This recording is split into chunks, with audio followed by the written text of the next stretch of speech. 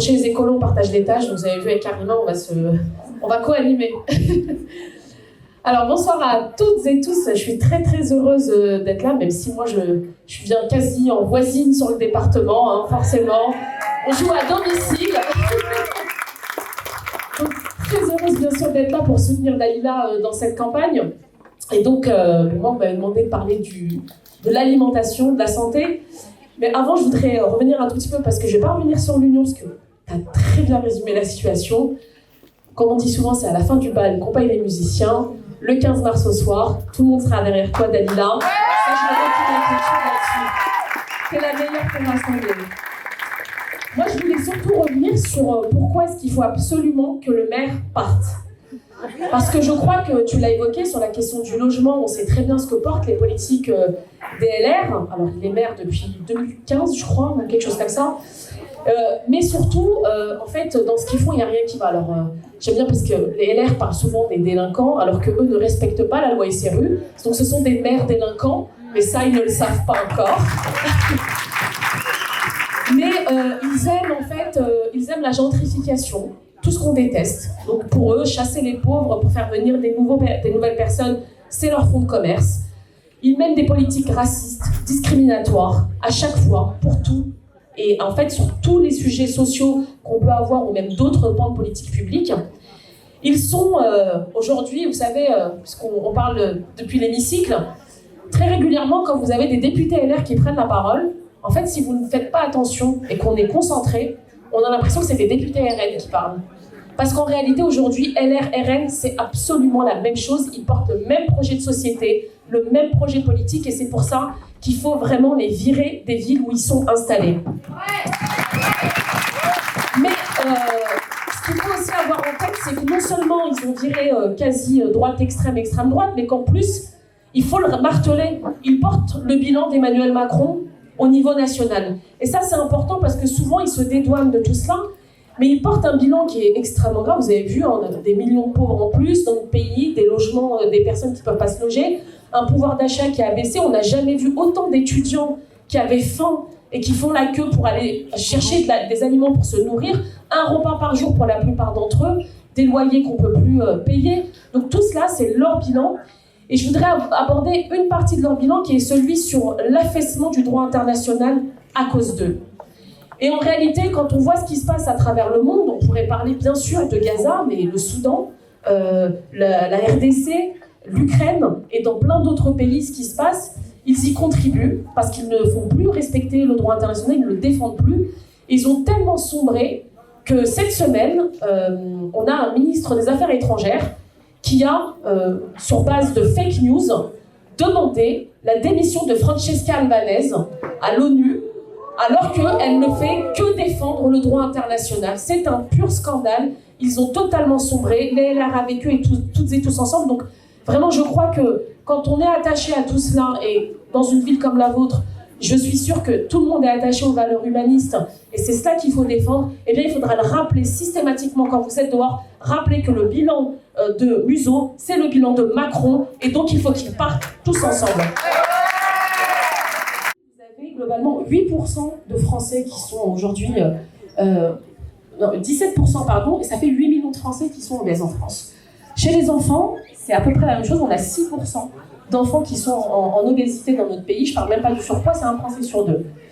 C'est l'alimentation. Et souvent, vous savez ce qu'on nous dit, y compris d'ailleurs dans les débats qu'on a à l'Assemblée, c'est « oui, mais les gens, ils sont responsables, c'est eux qui choisissent ce qu'ils mangent ». Faux.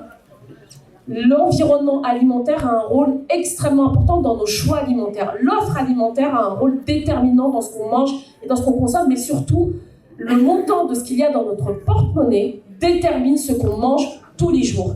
Et donc, en réalité, c'est une maladie qui est très en lien avec les inégalités sociales. Et c'est pour ça qu'en réalité, on ne se préoccupe pas beaucoup, parce que quand on a de l'argent, on est capable de bien manger la plupart du temps, ce qui n'est pas le cas pour les autres. Et c'est pour ça que c'est un combat qu'il faut mener jusqu'au bout, parce que en réalité, les inégalités sociales sont un facteur d'inégalité environnementale extrêmement important. La question de l'alimentation en fait partie. Et donc, aujourd'hui, vous avez ceux qui défendent ce lobby, ceux qui sont contre, et je crois qu'on est à peu près globalement tous ensemble dans ce combat. Et derrière cette obésité, surtout, ce qu'il faut bien avoir en tête, c'est par exemple des diabètes de type 2 qui apparaissent chez des adolescents qu'on n'avait pas du tout avant. C'était plutôt des adultes. Aujourd'hui, c'est les adolescents. Vous avez en 20 ans l'obésité qui a été multipliée par 4 chez les 16-24 ans. C'est des chiffres qui sont en train d'exploser. Vous ajoutez à ça la sédentarité, les écrans, etc. Et vous avez le combo gagnant pour faire toute une génération de personnes malades. C'est pour ça qu'on a déposé Génération sans sucre, pour faire une génération de personnes en bonne santé pour l'avenir. L'autre élément aussi que je voulais partager avec vous, c'est que l'alimentation elle a un rôle déterminant. Et donc, loi du plomb, pesticides, ce qu'il y a dans nos assiettes, ce qu'on consomme, aliments ultra transformés, c'est essentiel parce que la France, elle vient de décrocher un titre de championne. J'aurais aimé que ça soit dans des catégories qui nous font plaisir, mais c'est pas le cas, puisque la France est devenue championne des cancers du sein. On a le taux le plus élevé à travers le monde. Et en réalité, on est aussi les champions des pesticides. Et je le dis parce que souvent, vous savez, on nous dit « mais non, il n'y a pas d'impact, il n'y a pas de preuve scientifique, etc. » Ben moi, je dis que les malades qui s'alignent dans les hôpitaux, c'est une preuve suffisante en réalité pour dire « stop, stop aux pesticides et stop à l'empoisonnement auquel on doit faire face aujourd'hui. » Et c'est d'autant plus important dans des villes comme les nôtres, parce qu'on le sait, elles ont accueilli parfois des industries, des activités qui ont pollué les sols, qui ont pollué les eaux. Et on avait essayé de mener un combat sur la question de la captation et de l'eau potable aussi, qui n'a pas pu aboutir là aussi face au lobby. Mais tout ça pour vous dire que le sujet de la santé environnementale, c'est pas un petit sujet. Et c'est pour ça que moi je suis très heureuse d'être là pour te soutenir, parce que je sais que les écologistes bien sûr, mais les autres, nos autres partenaires aujourd'hui avec qui on travaille énormément sur ces questions, sont très sensibles à cette notion de santé environnementale. Et franchement, moi je vous le dis, quand je vois les débats qu'on a aujourd'hui, qu'on a des élus qui sont irresponsables à ce point-là. D'ailleurs, pour la petite anecdote, vous savez que le gouvernement va peut-être écrire un courrier à tous les jeunes de 29 ans pour leur dire de faire des enfants, pour lutter contre la chute démographique. Eh bien moi, j'ai proposé qu'on prépare un courrier à tous ces jeunes de 29 ans pour qu'ils répondent au gouvernement en leur disant que s'ils voulaient qu'ils fassent des enfants, eh bien ils devraient d'abord commencer par protéger notre fertilité et donc arrêter les pesticides. Tout ça pour vous dire que moi, je sais qu'on pourra compter sur vous pour protéger la santé des Clichois et des Clichoises sur cette ville. D'abord parce que je sais que vous avez prévu de renforcer le centre municipal de santé, extrêmement important dans un temps où il y a des déserts médicaux, y compris bien sûr en Île-de-France, ça va être essentiel. Je me doute que vous ferez de Clichy une ville sans Mercosur, bien évidemment. Exactement. Donc, ça permettra aussi d'être sûr de ce qu'on apporte comme alimentation sur nos territoires, mais vraiment je crois que la question de former, d'informer la population, les enfants dès le plus jeune âge sur l'importance de notre alimentation, de notre environnement, de l'eau, des sols et de l'air, je sais qu'on pourra compter sur vous. D'abord, mettre des espaces verts, c'est pas juste pour faire joli, c'est essentiel pour préparer nos villes au changement climatique de demain, et on le sait. Donc bravo à vous pour votre ambition au niveau environnemental, et je sais qu'on peut vous faire confiance pour transformer largement Clichy. Mais surtout, ce que je veux dire, c'est que je sais que Dalila, tu as été militante, tu as présidé une association de parents d'élèves pendant 10 ans, donc tu es pugnace, donc je sais que tu vas réussir à mener tout cela, et surtout, tu as été en contact avec de nombreux enfants, de nombreux parents d'enfants. Et on sait que souvent la question de la santé, de l'alimentation reviennent assez régulièrement aussi dans ces familles. Donc je ne me fais pas du tout d'inquiétude là-dessus. Mais tout ça pour vous dire que moi je ne dis pas de date. Je pense qu'il faut retenir le 15 mars. Donc le 15 mars, on se mobilise massivement pour faire élire et pour mettre Dalila en tête de l'agriculture et de ce qu'on mange dans nos assiettes. Et j'ai déposé un texte qui aurait dû être débattu hier soir. Beaucoup de frustration. Il a été voté en commission. Je ne désespère pas qu'on arrive à le faire aboutir, parce que pour le coup, à l'Assemblée nationale, il y avait plutôt un consensus sur ce texte. Eh bien, j'avais déposé un texte qui s'appelait Génération sans sucre.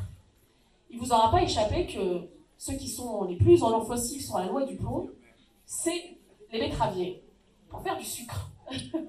Alors, est-ce qu'on a besoin autant de sucre dans notre pays? Je ne crois pas. On en consomme énormément, toutes et tous, moi la première. C'est vraiment, on est tous drogués au sucre, et ça c'est une réalité. Et donc, Cette loi Dupont qui vient aujourd'hui, elle ne vient que pour permettre en réalité à produire encore plus de sucre dans le pays en faisant consommer du sucre à tout le monde. Et donc la proposition qu'on avait déposée, c'était 2 articles, en fait c'était très condensé. C'était on définit dans la loi ce que sont les aliments ultra transformés. Vous savez, tout ce qu'on consomme et qu'en fait on ne sait pas ce que c'est en réalité parce que c'est pas défini. Et on sait qu'ils sont mauvais pour la santé, bien sûr, et ils ne sont toujours pas définis dans la loi parce que justement les lobbies agricoles notamment et de l'agro-industrie refusent que ça soit inscrit dans la loi. À partir de cette définition, l'objectif était d'encadrer strictement la publicité en direction des mineurs. Pourquoi ? Parce qu'en réalité, les mineurs sont la cible privilégiée de toutes les marques de l'agro-industrie sur la malbouffe. Alors ça, ils y vont. Vous avez des mascottes, des emballages, des publicités, des présentoirs, les panneaux de cours. Vous avez tout qui est mis à disposition pour aller chercher les enfants pour qu'ils consomment un maximum de produits ultra transformés et de sucre, bien évidemment. Le deuxième article, c'était l'interdiction du sucre ajouté dans tous les produits nourrissons, 0 à 3 ans. Ça peut sembler assez évident de se dire qu'on ne met pas de sucre ajouté. En réalité, il y a du sucre ajouté partout, y compris dans le lait maternel. Alors, il y a un sucre qu'on peut ajouter, ça, il n'y a pas de problème. Mais vous avez d'autres sucres qui sont ajoutés, du sirop de glucose, etc., dans le lait, premier âge, deuxième âge, le lait de croissance, les compotes, les biscuits, les gâteaux. Vous savez, ils ont même inventé des apéritifs pour les enfants. Il paraît que ça leur permet de développer leur agilité ou je ne sais pas trop quoi. Karma, attention, pas d'apéritif pour ta petite. Donc, ils sont pleins de ressources pour obliger nos enfants à consommer vraiment des aliments qui sont très mauvais, avec très peu de valeur nutritive, et ça fonctionne. Ça fonctionne parce que j'ai eu l'occasion, dans le cadre du débat de cette loi, d'aller dans une école à Nanterre avec une classe de CE1, ils ont 7 ans, et on a testé le marketing sur les enfants. Sans surprise, ils connaissent tout. Ils connaissent toutes les marques, ils connaissent toutes les mascottes, ils sont capables de chanter les pubs, avant même que ça commence, ils voient juste l'image, ils chantent la pub. Ils sont matraqués. J'aimerais me dire matrixés à la publicité, et ils nous ont clairement dit, nous, on va faire nos courses avec nos parents, on choisit les produits, on a vu la pub, etc. Et nous aussi, on est matrixés, je vous rassure. Je connaissais aussi la moitié des produits, j'avais aussi mangé des princes et tout ça, donc il n'y a pas de problème, j'y fais comme eux. Mais ce qui est intéressant, c'est que ces enfants, ils connaissent aussi les dispositifs qui fonctionnent. Ils ont 7 ans, ils connaissent le Nutri-Score. Ils savent comment ça fonctionne. Ils sont capables de vous dire « Ah, c'est bon, c'est pas bon, on n'achète pas ». Donc la réalité, c'est que quand on donne les bons outils aux enfants, en réalité, ils sont capables de choisir ce qu'ils mangent et des aliments de bonne qualité. Donc ils nous ont laissé plein de messages « Vous êtes les meilleurs, protégez notre santé, votez cette loi ». Donc c'est pour ça qu'on va continuer le combat pour eux, parce qu'il est extrêmement important. Et on ne lâchera pas.